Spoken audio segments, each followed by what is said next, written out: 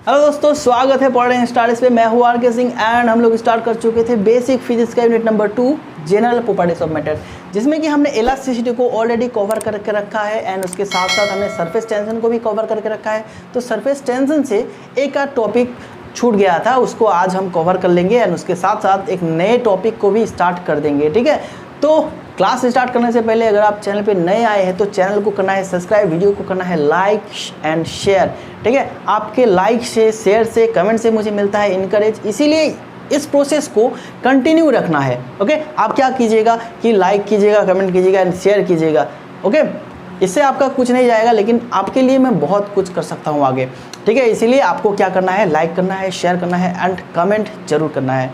Okay, चलो class को करते हैं स्टार्ट। देखो, प्रीवियस क्लास में हमने कैपिलरिटी को लेकर डिस्कस किया था। ओके, तो हमने उसमें कैपिलरिटी राइज के बारे में भी थोड़ा सा डिस्कस किया था एंड कैपिलरिटी राइज का जो डेरिवेशन था, एक्सप्रेशन था, उसको भी हमने निकाल लिया था। ओके, तो आज हम क्या करेंगे, कैपिलरिटी फॉल का जो डेरिवेशन है उसको निकालेंगे। ओके, जो एक्सप्रेशन है उसको डेराइव करेंगे, उसको निकालेंगे। ओके, ठीक है। देखो क्या हो रहा है कि एक जार में मैंने एक लिक्विड लिया एंड एक कैपिलरी ट्यूब मैंने वर्टिकली रखा, जिससे कि क्या हुआ, लिक्विड ट्यूब के अंदर लिक्विड का जो लेवल था वो हो गया डाउन। जनरली क्या होना था कि दोनों liquid outside the tube and inside the tube liquid का जो लेवल है ये सेम होना था, लेकिन क्या हुआ कि लिक्विड हो गया नीचे। ओके, मतलब लिक्विड लेवल में फॉल आ गया, तो इस फेनोमेनन को कहते हैं capillarity fall. Okay, capillarity fall. तो अब कितना फॉल हुआ है ये हमें निकालना है, कैलकुलेशन करके निकालना है, तो आज उसी को निकालना सीखेंगे। लेकिन उससे पहले क्या करेंगे कि थोड़ा सा समझ लेंगे और चीज़ों को थोड़ा सा समझ लेंगे। ओके, तो फॉल हुआ है आपका इतना, तो ये निकालना है आपको। ओके, चलो अब इस फिगर को मैं क्या कर रहा हूँ कि इस फिगर को मैं थोड़ा सा जूम करके यहाँ पे ड्रॉ कर रहा हूँ। फिर से देखो, ये लेवल आपका आ गया। ओके, एंड बाहर का लेवल कुछ इस तरह से है मान लीजिए, एंड ये थोड़ा सा जो यहाँ पे डिफरेंस देखने को मिल रहा है ये है आपका फॉल। ओके, ये है आपका फॉल। ठीक है, तो ये हो गया आपका फॉल, तो यही हमें निकालना है।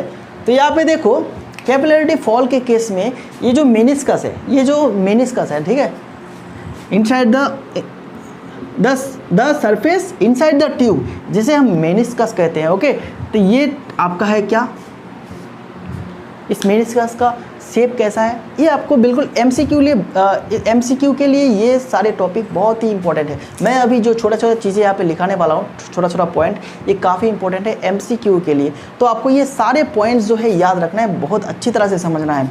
तो ये मेनिस्कस का शेप कैसा होगा, upward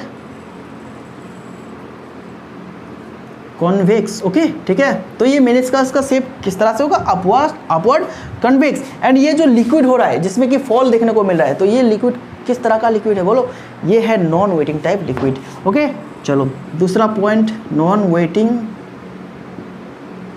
liquid. Okay, non waiting liquid. And theta क्या होगा, थीटा मतलब एंगल ऑफ कॉन्टैक्ट क्या होगा इसमें बोलो, एंगल ऑफ कॉन्टैक्ट होगा 90 डिग्री से ज़्यादा। एंड एक और चीज़ जो है, कोहेशन होगा बहुत ज़्यादा, लिक्विड का कोहेशन क्या होगा, बहुत ज़्यादा होगा। ओके, अब आप ये सारी चीज़ों को रिलेट कीजिए कुछ इस तरह से। अगर एक लिक्विड आपको दिया गया है जिसमें कि कोहेशन एडिशन से ज़्यादा है, तो यहाँ पे कैपिलरिटी राइज होगा या फॉल होगा, तो आप क्या लिखेंगे, कैपिलरिटी फॉल होगा।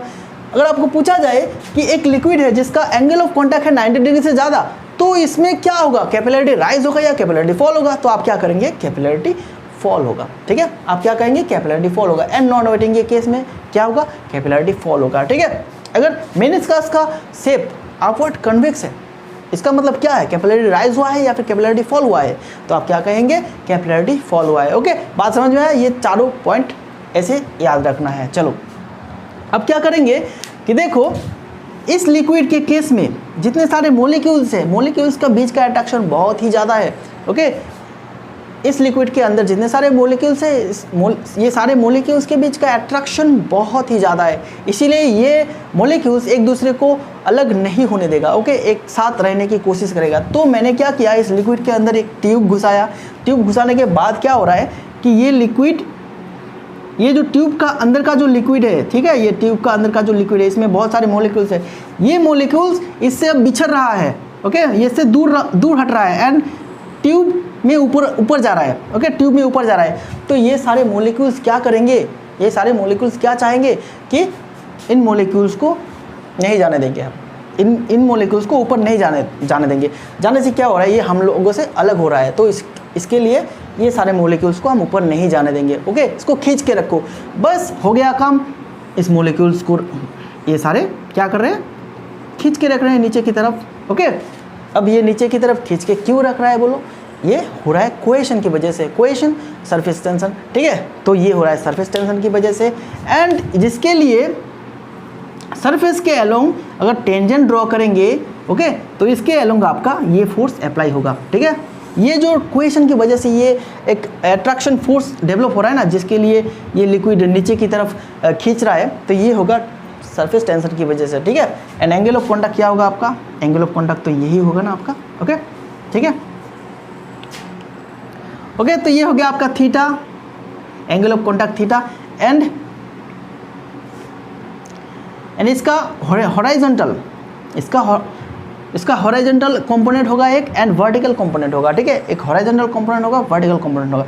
हॉराइजॉन्टल कंपोनेंट तो नेग्लिजिबल है क्योंकि चारों ओर हॉराइजॉन्टल कंपोनेंट लग रहा है, चारों ओर से खींचा जा रहा है, तो ये हो गया नील, इसका नेट फोर्स हो गया 0। लेकिन वर्टिकल ये जो नीचे की तरफ खींच रहा है, ओके, नीचे की तरफ खींच रहा है, इसका काउंटर फोर्स ऊपर की तरफ नहीं है, इसीलिए ये टोटल जो सरफेस टेंशन है ये नीचे की तरफ एक्ट करेगा। ओके, एंड इसका क्या होगा बोलो, T cos थीटा।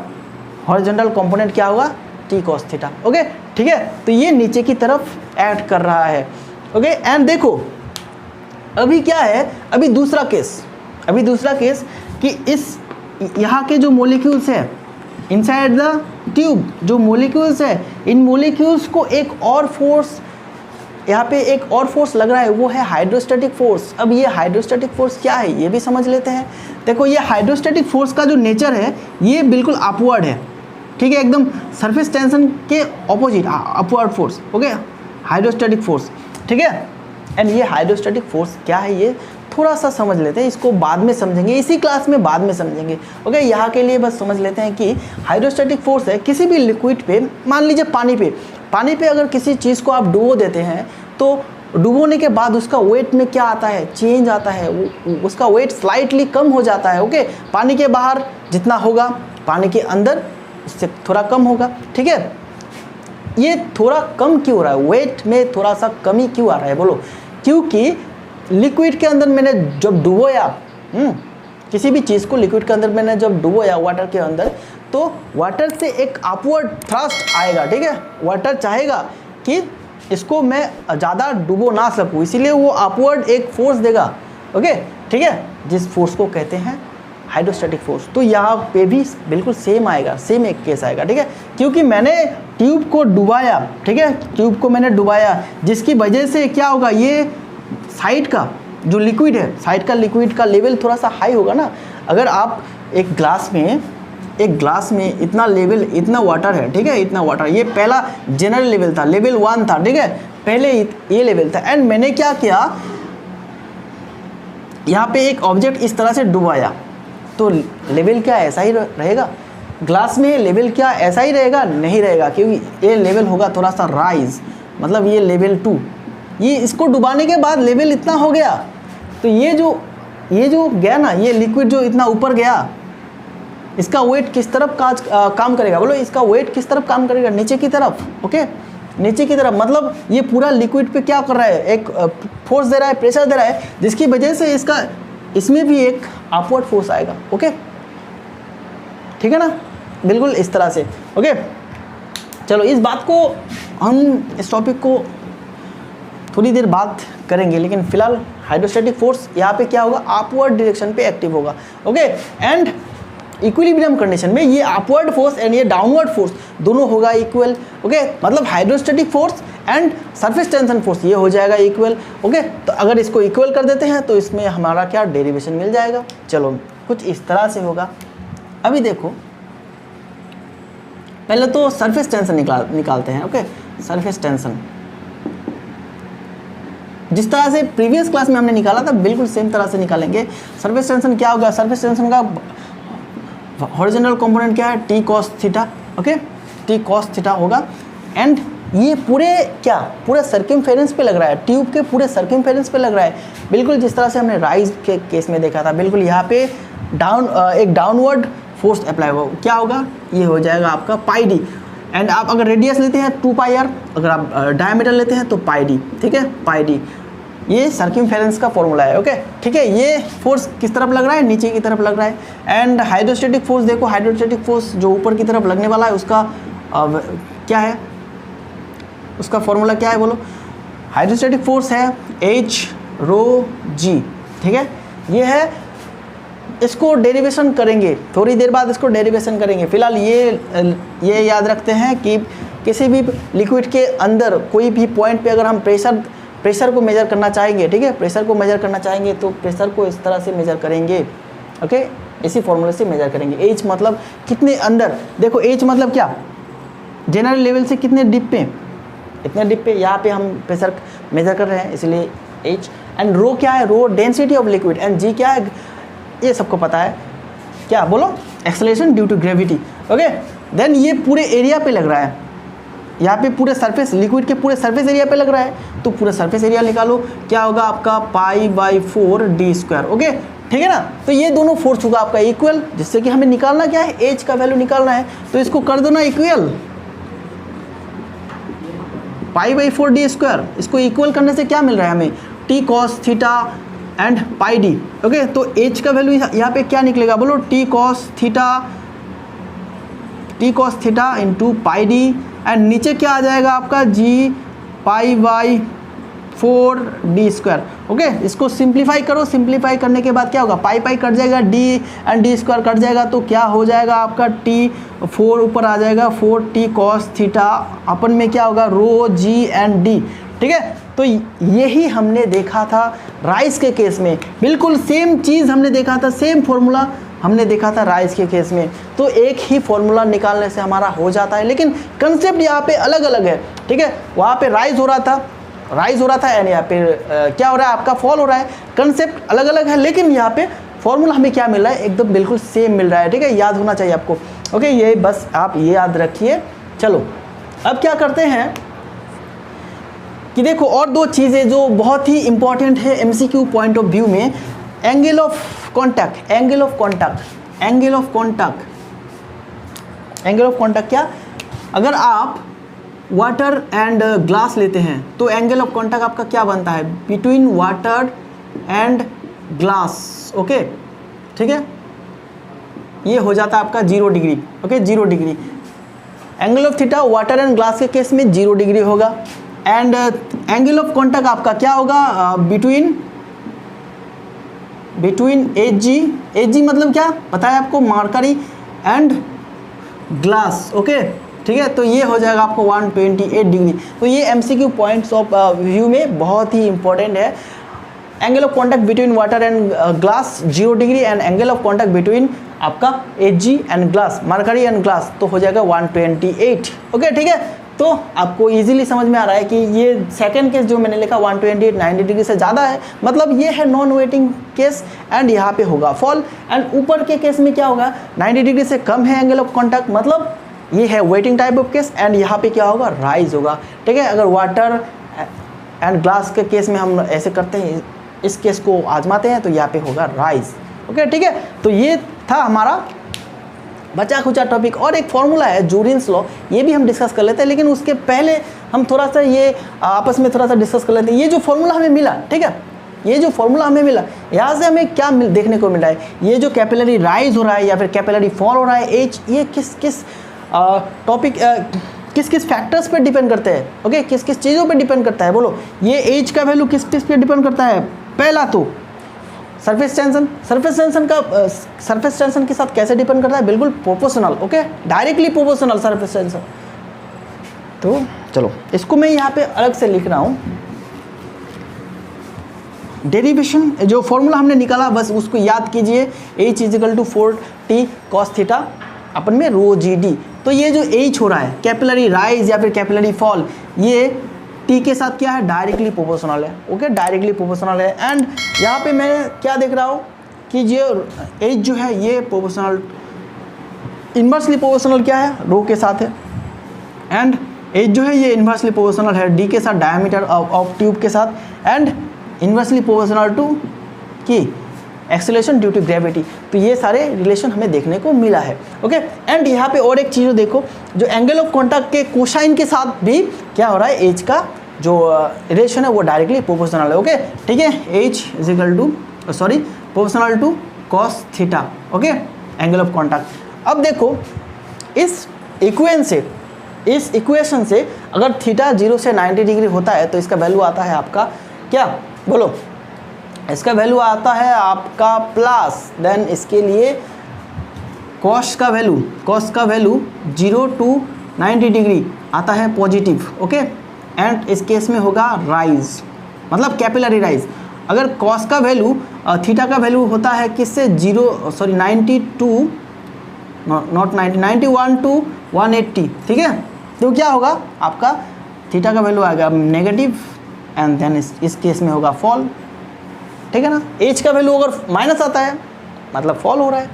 तो ये सारे चीज़ें जो था छूट गया था कैपिलरिटी फॉल से। एंड अब और एक चीज़ देख लेते हैं, जूरिन्स लॉ। चलो ये है आखिरी टॉपिक आज का, मतलब सरफेस टेंशन का आखिरी टॉपिक है। देन उसके बाद हम क्या करेंगे, अगले प्रॉपर्टी को स्टार्ट कर देंगे, ओके। अगले प्रॉपर्टी से बिल्कुल बेसिक कंसेप्ट लेंगे आज ज़्यादा अंदर नहीं जाएंगे, ओके, ठीक है। बिल्कुल बेसिक प्रॉपर्टी को जूरिन्स लॉ डिस्कस करने वाले हैं, ओके जी, जूरिन्स लॉ को डिस्कस करने वाले हैं। तो जूरिन्स लॉ ने सिर्फ यही कहा है कि the height of capillarity rise due to surface tension, okay. जो हाइट कैपिलरिटी राइज के केस में जो हाइट राइज हो रहा था ना, ये राइज क्या है बोलो, ये राइज है आपका inversely proportional to the radius of curvature of the meniscus. तो मेनिस्कस कुछ इस तरह से था यहाँ पे, ठीक है, ओके। मेनिस्कस का शेप राइज के केस में इस तरह से था, ओके, राइज के केस में इस तरह से था, एंड फॉल के केस में था इस तरह से। तो राइज के केस में बात कर रहे हैं क्योंकि जूरिन्स लॉ राइज के केस में जो अपना लॉ दिया था वहाँ पे क्या कहा गया है कि capillarity rise, the height of capillarity rise due to surface tension, okay, is inversely proportional to the radius of curvature of the meniscus. तो मेनिस्कस का शेप कुछ इस तरह से था, एंड इसको, ये तो एक कर्वेचर है ना, इसको अगर फुली एक मैंने सर्कल का रूप दिया तो इसका भी कोई सेंटर आएगा, एंड सेंटर अगर आता है तो इसका रेडियस भी आएगा ना, तो रेडियस आएगा, ये मान लेते हैं आर है रेडियस। तो according to the Jurin's law, height, ये जो हाइट है capillarity height is inversely proportional to the radius of curvature of the meniscus. तो इससे क्या होगा, R H is equal to constant आएगा आपका, ठीक है। तो ये हो गया आपका क्या, जूरिन्स लॉ का डेरिवेशन, ओके। अगर आप लिखना चाहते हैं तो लिखिए जूरिन्स लॉ, ठीक है। चलो मैं लिखा देता हूँ इसको, Jurin's law states that the capillarity height, that the height, HEI, okay, that height of capillarity rise, okay,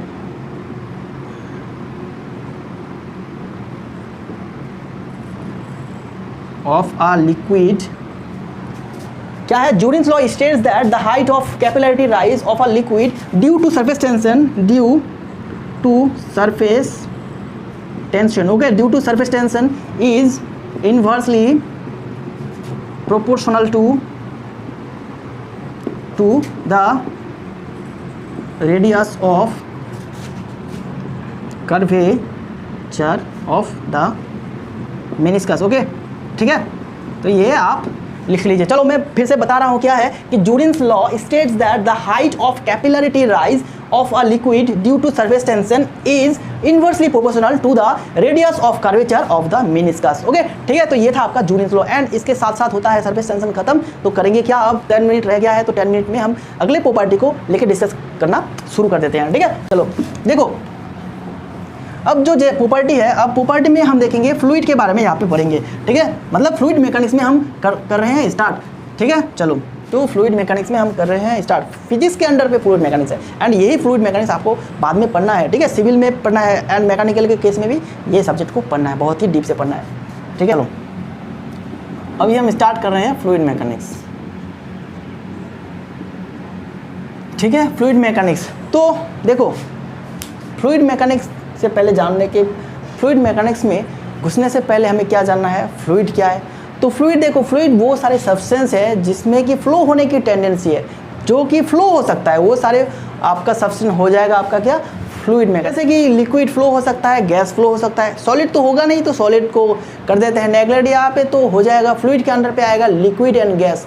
okay, ठीक है, चलो अभी इसी फ्लूइड के केस में सबसे पहले हम देखेंगे प्रेशर के बारे में। ठीक है, प्रेशर क्या है, प्रेशर क्या है, ये छोटी छोटी टर्म्स है जो हमें पता है, फिर भी हम यहाँ पे आज बिगिनिंग में ये सारे टर्म्स को कर देते हैं क्लियर। देखो प्रेशर है, it is defined as the force per unit area. ठीक है, किसी भी एरिया पे अगर फोर्स लग रहा है तो पर यूनिट एरिया में कितना फोर्स लग रहा है उसे कहते हैं हम प्रेशर। ठीक है, चलो तो इसको कैसे लिखते हैं, पी से डिनोट किया जाता है एंड ये हो जाए आपका क्या, फोर्स पर यूनिट एरिया। ठीक है, force per unit area and इसका ऐसा यूनिट कैसे निकलेगा बोलो, इसका ऐसा यूनिट निकलेगा, फोर्स का एरिया है, फोर्स का यूनिट है न्यूटन एंड एरिया का न्यूटन है मीटर स्क्वायर, तो ये हो जाएगा न्यूटन मीटर इनवर्स एंड इसको कहा जाता है क्या, पास्कल।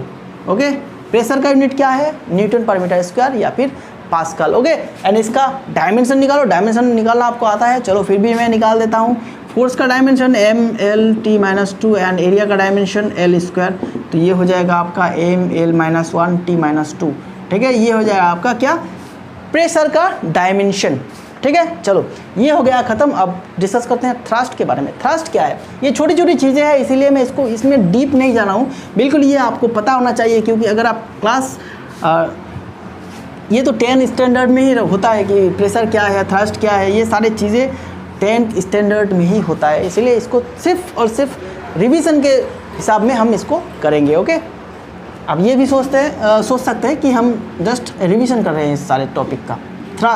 थ्रस्ट क्या है, देखो it is the total force exerted by a liquid perpendicular on the surface. Okay, ठीक है, अगर किसी सरफेस के ऊपर आपने लिक्विड रखा है, मान लीजिए ये जार है आपका। ओके, ये जार, इस जार में आपने रखा क्या, लिक्विड रखा है। ठीक है, तो ये लिक्विड इस नीचे के सरफेस में तो कुछ ना कुछ देगा ना, कुछ ना कुछ तो फोर्स देगा। ठीक है, एंड यही फोर्स जो है, ठीक है, ये परपेंडिकुलरली सरफेस में दे रहा है ये फोर्स, एंड इसी फोर्स को कहते हैं थ्रस्ट। ओके, इसी फोर्स को कहते हैं थ्रस्ट। क्या कहा गया है, the total force exerted perpendicularly by a liquid on any surface with contact with it, okay, is called thrust of liquid। ठीक है, थ्रस्ट को कैसे निकालते हैं, देखो थ्रस्ट को कैसे निकालते हैं, बिल्कुल इस तरह से निकालते हैं, प्रेशर। ठीक है, इस सरफेस पे क्या देगा, लिक्विड देगा, प्रेशर। ठीक है, अब थ्रस्ट को निकालने के लिए इसको कर दो एरिया से मल्टीप्लाई। ओके, कितना एरिया पे ये प्रेशर दे रहा है, एरिया पे मल्टीप्लाई। तो प्रेशर मतलब क्या है, फोर्स अपन एरिया। ठीक है, एंड यहाँ पे तो एरिया मल्टीप्लाई जो आपने किया तो एरिया कट जाएगा एंड रह जाएगा सिर्फ फोर्स। तो थ्रस्ट क्या है, थ्रस्ट एक फोर्स है। तो थ्रस्ट का यूनिट आपको पता होगा, थ्रस्ट का यूनिट मतलब फोर्स का यूनिट। ओके, थ्रस्ट का मल्टीप्लाई थ्रस्ट का डायमेंशन मतलब फोर्स का डायमेंशन। तो ये सारे मैं अभी नहीं लिख रहा हूँ, तो थ्रस्ट को यहाँ पे कर देते हैं ख़त्म। चलो अब नेक्स्ट प्रॉपर्टी में चले जाते हैं। नेक्स्ट प्रॉपर्टी क्या है हमारा, डेंसिटी। डेंसिटी है क्या, ओके, ठीक है, डेंसिटी है मास पर यूनिट वॉल्यूम। ओके, मास पर यूनिट वॉल्यूम, किसी भी सब्सटेंट में यूनिट वॉल्यूम में कितना मास होता है, ठीक है, कितना मास होता है उसका, वो होता है आपका डेंसिटी। ठीक है, डेंसिटी। तो ये सारे प्रॉपर्टी का मैं कोई भी डेफिनेशन यहाँ पे लिख नहीं रहा हूँ, क्योंकि ये सारे हमारे पहले ही हम इसे पढ़ चुके हैं, ठीक है। तो क्लास 10 स्टैंडर्ड में ही ये हमें सारे पढ़ चुके हैं, तो इसीलिए मैं इसका डेरिवेशन नहीं निकाल रहा हूँ, बस आपको समझा रहा हूँ, थोड़ा सा सिंपली समझा रहा हूँ उसको, ओके। तो ये हो गया आपका डेंसिटी को रो से लिखा जाता है, एंड ये हो गया आपका मास पर वॉल्यूम, ओके, ठीक है। तो मास मतलब पहले इसका एसआई यूनिट निकालो। एसआई यूनिट क्या है? मास का एसआई यूनिट है केजी एंड वॉल्यूम का यूनिट है मीटर क्यूब, तो ये हो जाए आपका केजी पर मीटर क्यूब, ओके, ठीक है। एंड डायमेंशन निकालो कुछ इस तरह से, केजी मतलब डायमेंशन एम, एंड नीचे क्या होगा लीटर, तो हो जाएगा आपका एम एल, तो ये हो जाएगा आपका डायमेंशन, ओके ना, ठीक है। चलो ये हो गया। अब देखो यहाँ पे 3-4 चीज़ों को याद रखते हैं कि एसआई में वाटर का डेंसिटी क्या है, वाटर का रो क्या है, बोलो 1000 kg per metre cube, okay. ये वैल्यू आपको याद रखना है, ये क्योंकि न्यूमेरिकल में ये वैल्यू आपको दिया नहीं जाएगा, ये आपको याद रखना है, ये इसके साथ साथ ये आपको अप्लाई भी करना है न्यूमेरिकल पे, ओके, ठीक है। चलो सीजीएस पे क्या होगा? सीजीएस पे है 1 ग्राम per centimetre cube, okay. And FPS में क्या है? एफपीएस में क्या है बोलो? एफपीएस में है 62.5। मास का यूनिट क्या है? एफपीएस में है आपका क्या बोलो? LB, pound, okay. Then feet cube, ठीक है, foot pound second, okay, pound है, पाउंड को लिखा जाता है एलबी से। एंड हो गया आपका ये फॉर्मूला, ठीक है। अगर आप एसआई एंड सीजीएस में कंपेयर करना चाहते हैं तो gram per centimetre cube is equal to 1000 kg per metre cube, okay, ठीक है। चलो ये था डेंसिटी के बारे में। नेक्स्ट प्रॉपर्टी 3-4 मिनट है शायद हमारे पास, तो कर लेते हैं कितना हो सकता है। चलो इसके बाद हम क्या करेंगे? डेंसिटी के बाद हम स्पेसिफिक ग्रेविटी निकालेंगे या फिर relative density, okay. Specific gravity या फिर रिलेटिव डेंसिटी को भी निकाल लेते हैं। Specific gravity SP, specific gravity, ठीक है, ग्रेविटी, और क्या इसे क्या कहा जाता है? रिलेटिव डेंसिटी भी कहा जाता है, ठीक है, इसे रिलेटिव डेंसिटी भी कहा जाता है। तो ये क्या है? ये एक रेशियो है, density of any substance, density of water at 4 degree Celsius, okay. Relative density को एस से लिखा जाता है या फिर स्पेसिफिक ग्रेविटी को एस से लिखा जाता है। एंड ये क्या है? डेंसिटी ऑफ क्या? Substance upon density of water, ठीक है, वाटर एट 4 डिग्री सेल्सियस, ठीक है। हमने जो अभी वाटर का जो डेंसिटी का वैल्यू निकाला ना, ठीक है, एसआई पे 1000, ये सारे क्या 4 डिग्री सेंटीग्रेड पे है, ठीक है, क्योंकि 4 डिग्री सेंटीग्रेड में वाटर का डेंसिटी बहुत ज़्यादा होता है, ओके, ठीक है। चलो अब ये हो गया आपका density of substance and density of water, तो ये आपका एस का वैल्यू है। अगर यहाँ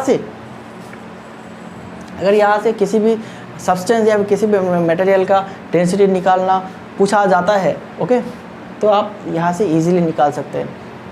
आपको दिया जाएगा क्या? Specific gravity of the material and water का तो पता ही है, सिर्फ और सिर्फ स्पेसिफिक ग्रेविटी से आप उस मटेरियल का क्या निकाल सकते हैं? डेंसिटी निकाल सकते हैं, ठीक है। एंड डेंसिटी से भी आप निकाल सकते हैं स्पेसिफिक ग्रेविटी, ओके। तो इसका न्यूमेरिकल भी हम करेंगे जब हम प्रैक्टिस क्लास में करेंगे, तो इसका न्यूमेरिकल तब पता चल जाएगा।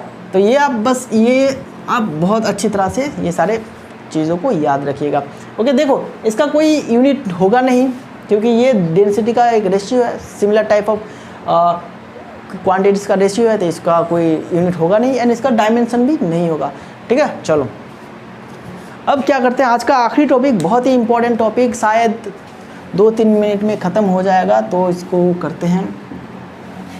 सबसे इम्पोर्टेंट टॉपिक आज का, वैसे तो सारे टॉपिक जो है इम्पोर्टेंट है, ओके, लेकिन ये इम्पोर्टेंट है क्योंकि यहाँ से न्यूमेरिकल आएगा एंड आने का चांसेस जो है बहुत ज़्यादा होता है। कहीं ना कहीं घुमा फिरा के इसका न्यूमेरिकल पूछा जाता है, वो है pressure at any point, okay, pressure at any point inside liquid, okay. तो लिक्विड के अंदर किसी भी पॉइंट में प्रेशर कितना होता है, ये कैसे हम डिफाइन करेंगे ये देखो। तो मैं क्या कर रहा हूँ, एक जार में थोड़ा सा लिक्विड ले रहा हूँ, इतना लिक्विड ले लिया एंड हमें क्या पूछा जाता है कि एक पॉइंट है ए पॉइंट, ठीक है, इस पॉइंट में प्रेशर कितना होगा ये निकालो, इस पॉइंट में प्रेशर कितना होगा ये निकालो आप। तो क्या करेंगे कि पहले तो देख लेते हैं कि ये पॉइंट टॉप सरफेस पे कितना डेप्थ पे है, मान लीजिए h, ठीक है, तो इतना डेप्थ पे है, फ्री सरफेस कहाँ था, यहाँ था, एंड पॉइंट यहाँ पे है, इसका डिस्टेंस कितना है, डेप्थ कितना है, एज डिस्टेंस है, एंड लिक्विड का जो डेंसिटी है, लिक्विड का डेंसिटी रो है, एंड ओके, ठीक है ना। चलो अब पहले तो हम क्या करते हैं, इस पॉइंट के चारों ओर हमने एक सरफेस ले लिया, इस पॉइंट के चारों ओर एक प्लेन सरफेस ले लिया एंड हमने सोच लिया कि यहाँ पे इस एक वर्टिकल कॉलम हमने ड्रॉ कर लिया, ओके, लिक्विड का कॉलम, ओके, लिक्विड का कॉलम हमने ड्रॉ कर लिया। अब देखो ये जो हमने सरफेस यहाँ पे ड्रॉ किया, एक सर्कुलर सरफेस हमने जो ड्रॉ किया यहाँ पे, तो ये सारे ड्रॉप पे किसका प्रेशर पड़ रहा है बोलो, ये कॉलम का पड़ रहा है। ये कॉलम का जो वेट है, यही वेट तो इस सरफेस पे आके गिरेगा ना, अगर सरफेस पे आके गिर रहा है, सरफेस पे आके गिर रहा है तो पूरा सरफेस में बहुत सारे पॉइंट हैं, तो उनमें से एक पॉइंट को निकालना है, एक पॉइंट जो ए पॉइंट है, तो ये ऐसे निकाल लेते हैं। देखो अब क्या होगा, आपका volume of column, volume of column क्या होगा, ए अगर इसका एरिया हो, ए अगर इसका एरिया है, ठीक है, तो इसके साथ हम लगा देंगे एच को, क्योंकि ये सिलेंडर टाइप कॉलम है एंड सिलेंडर का वॉल्यूम किस तरह से निकाल जाता है, area of the surface and height, area of the surface and height. तो ये हो गया आपका एरिया एंड क्या होगा, इसी कॉलम, ये वाटर कॉलम है एंड ये वेट निकालेंगे आप, इसका वेट निकालेंगे, वेट ऑफ द कॉलम, क्योंकि ये वाटर कॉलम है एंड इसका अपना एक वेट होगा। तो वेट कैसे निकालेंगे, ये वॉल्यूम हो गया, वॉल्यूम के साथ अगर हम रो जी मल्टीप्लाई कर देते हैं तो हमारा क्या निकल जाता है, इसका वेट। अभी यही वेट आके यहाँ पे गिरेगा, ठीक है, इस सरफेस पे यही वेट तो लगेगा ना, यही वेट लगेगा। तो इससे हम अभी निकालो प्रेशर का फॉर्मूला क्या होगा बोलो, प्रेशर का फॉर्मूला क्या होगा, pressure P is equal to pressure का फॉर्मूला है आपका वेट, ओके, ये जो फोर्स है, ये पूरा फोर्स क्या वेट के आकार पे लग रहा है इस जगह पे, तो ये हो गया आपका AH rho g, and area क्या है, A है, तो A कट जाएगा एंड बच जाएगा क्या, रो जी, H रो जी। तो pressure at any point inside the liquid at depth H, at depth क्या H डेप्थ पे है, क्या होगा ये P is equal to H rho g. यही तो हमने यहाँ पे डेराइव किया, ठीक है ना, यही तो हमने यहाँ पे डेराइव किया ना। तो ये हो गया आपका डेरिवेशन। तो ये आपको याद रखना है कि inside any liquid pressure at any point क्या है, P is equal to H rho g, ठीक है। चलो अब यहाँ से आज को क्लास को करते हैं ख़त्म। तो अगले क्लास में अगले क्लास में हम क्या करेंगे, इसी टॉपिक के बाद जो टॉपिक आएगा उसको लेके हम डिस्कस कर देंगे एंड वहाँ पे अगले क्लास में हम इसको थोड़ा सा और क्लियरली समझ लेंगे एंड इसका एक एप्लीकेशन भी देख लेंगे, ठीक है। तो तब जाके हमारा क्या होगा कि ये टॉपिक हो जाएगा बिल्कुल एकदम, इसका कंसेप्ट जो होगा बिल्कुल क्लियर हो जाएगा, ठीक है। चलो मिलते हैं अगले क्लास पे, चैनल पे जुड़े रहना, शेयर करना, ठीक है। चलो थैंक यू।